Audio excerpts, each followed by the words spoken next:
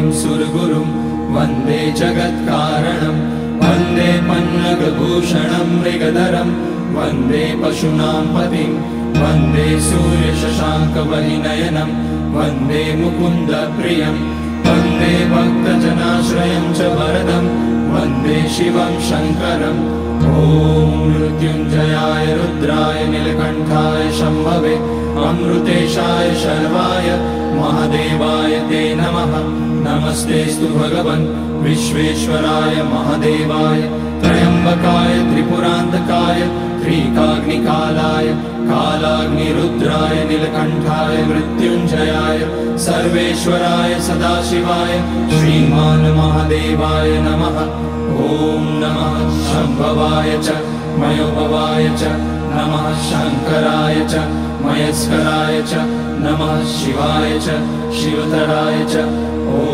त्र्यम्बकं यजामहे सुगन्धिं पुष्टिवर्धनम् उर्वारुकमिव बन्धनान् मृत्योर्मुक्ष्यमामृतात् नागेन्द्रहाराय त्रिलोचनाय भस्माकराय महेश्वराय नित्याय शुद्धाय दिगम्बराय तस्मै नकाराय नमः शिवाय मन्दाकिनी सलिलचन्दनचर्चिताय नन्दीश्वर प्रमथनाथ महेश्वराय मन्दार पुष्य बहुपुष्य सुपूजिताय तस्मै मकाराय नमः शिवाय शिवाय गौरी वदनाब्जवृन्द सूर्याय रक्षाध्वरनाशकाय श्रीनीलकण्ठाय वृषध्वजाय तस्मै शिकाराय नमः शिवाय वसिष्ठकुम्भोद्भगौतमार्य मुनीन्द्रदेवार्चितशेखराय चन्द्रार्कवैश्वानरलोचनाय तस्मै वकाराय नमः शिवाय